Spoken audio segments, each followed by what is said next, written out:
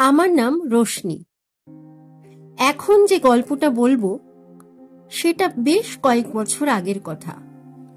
সদ্য বিএ পাশ করে কলেজ থেকে বেরিয়েছি। আমার মা গত হয়েছেন বছর 5 হলো।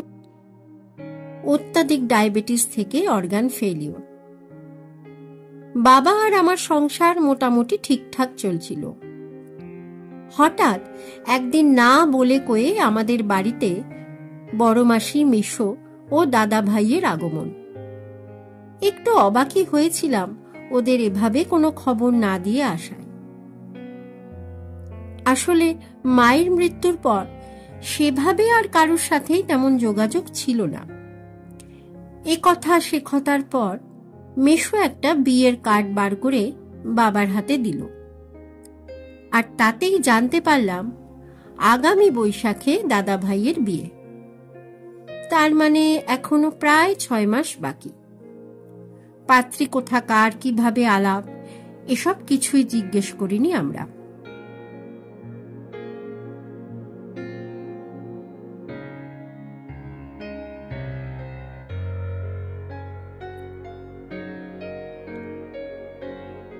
দেখতে দেখতে দাদার বিয়ের দিন এগিয়ে এলো।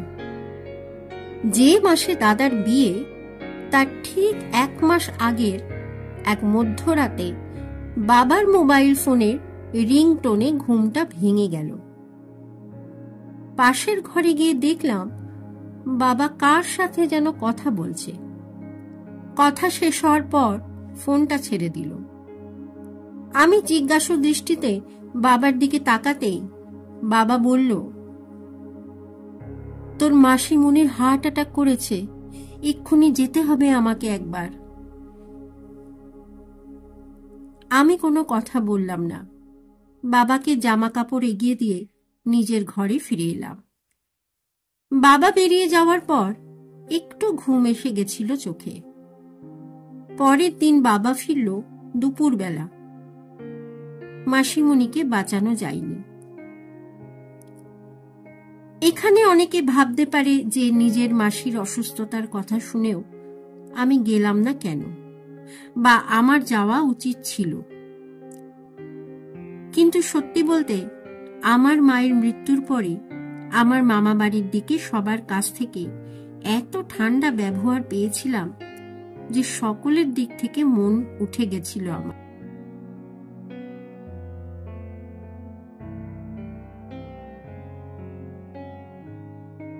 মাসির মৃত্যুর পর ভেবেছিলাম দাদাভাই নিজের বিয়েটা পিছিয়ে সামনের বছর করবে, কিন্তু পরে জানলাম যেহেতু দুপক্ষেই বিয়ের সব আয়োজন হয়ে গেছিল, তাই পুরোহিত মশাই বিধান দিয়েছেন যে একটা ছোট যজ্ঞ করে আর কিছু টাকা দিয়ে দোষ কাটিয়ে দেওয়া যাবে।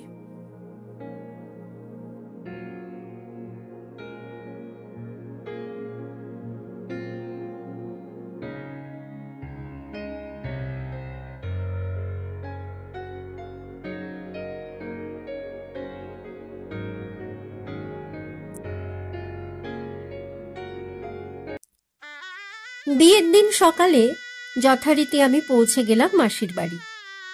দাদাভাই বলেই দিয়েছিল যাতে আমি 3-4 দিন ওখানেই থাকি, তাই আমি বেশ কিছু জামা কাপড় সাথে নিয়েই গেছিলাম। বাবা রাতে যাবে বলল। বিয়ের দিন সকাল থেকে মহা ধুমধাম লেগে গেল। বাড়ি জুড়ে একটা সাজো সাজো রব পড়ে গেল। আমরা ভোরবেলা থেকে উঠে অধিবাসের তোড়জোড় শুরু করলাম। দাদাকে জোর করে ঘুম থেকে তুলে বাথরুমে পাঠানো হলো। দাদা ভাই তো ঘুম চোখে টলতে টলতে বাথরুমের দিকে এগোলো। আমরা ভাই বোনেরা হাসাহাসি শুরু করলাম দাদার কাণ্ড দেখে।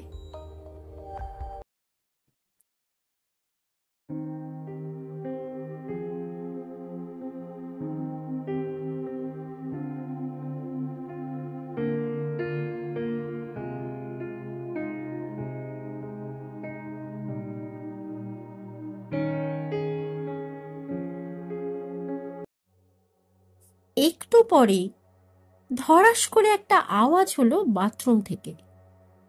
আমরা দৌড়ে গিয়ে দেখলাম দাদা জলে পা পিছলে বাথরুমের মেঝেতে পড়ে আছে। ভাগ্যিস মাথা টাথা ফাটেনি। বড়রা ধরাধরি করে দাদাকে ঘরে নিয়ে এলো। সবাই বলা বলি করতে লাগলো যে আজ অনেক বড় একটা ফাঁড়া গেছে দাদার তেমন চোট না লাগায় আমরা সবাই একথা ভুলে আবার বিয়ের কাজে মেতে গেলাম। সবাই ভাবলো বাথরুমটা পেছল থাকায় এটা হয়েছে।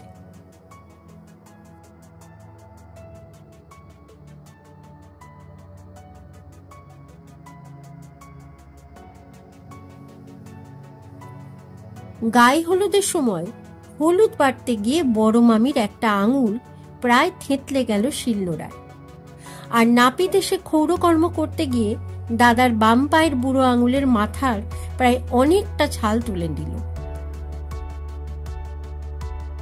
এবার পাড়াপড়শিরা সবাই ফিস ফিস করে বলা বলি করতে লাগলো যে কিছু একটা গন্ডগোল হয়েছে, না হলে এতগুলো অঘটন পর পর হতে পারে না এমন শুভ দিনে।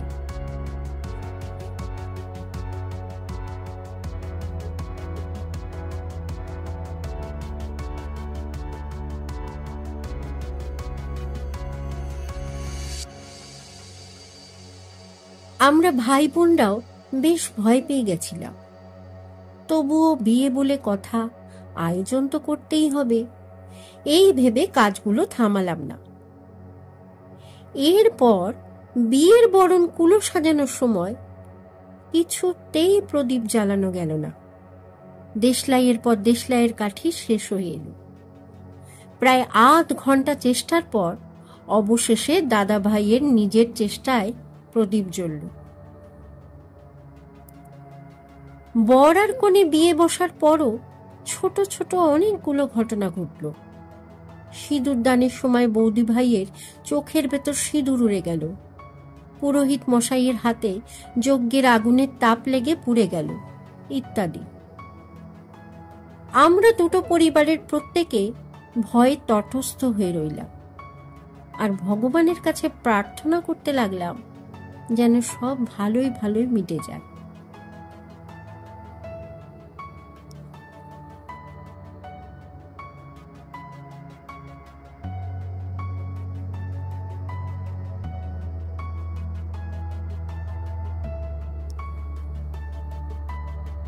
যেহেতু মাসিমণিরা এদেশি, তাই ওদের নিয়মে বর বউ সকালে মেয়ের বাড়ি থেকে বিদায় নিয়ে ফিরে আসে। পরের দিন নতুন বর বউ বিদায় নিয়ে রওনা হয়ে গেল বাড়ির উদ্দেশ্যে।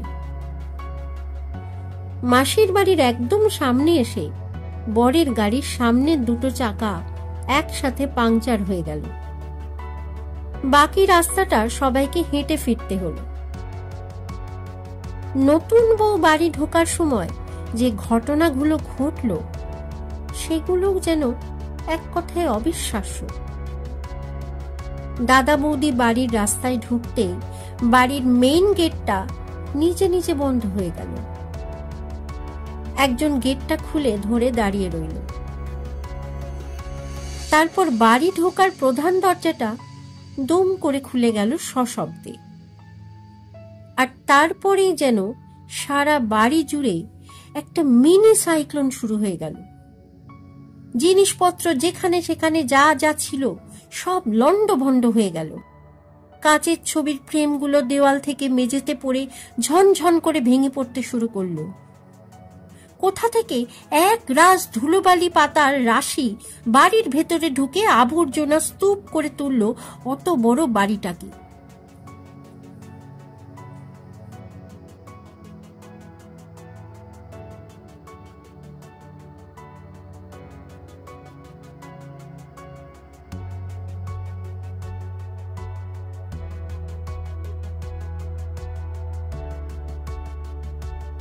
বেশ কিছুক্ষণ পর যখন ঝড় থামলো, তখন হলো আরেক বিপত্তি।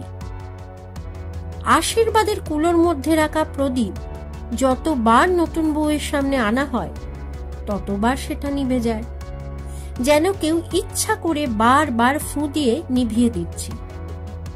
শেষে প্রদীপ ছাড়াই বরণ করা হলো নবদম্পতিকে।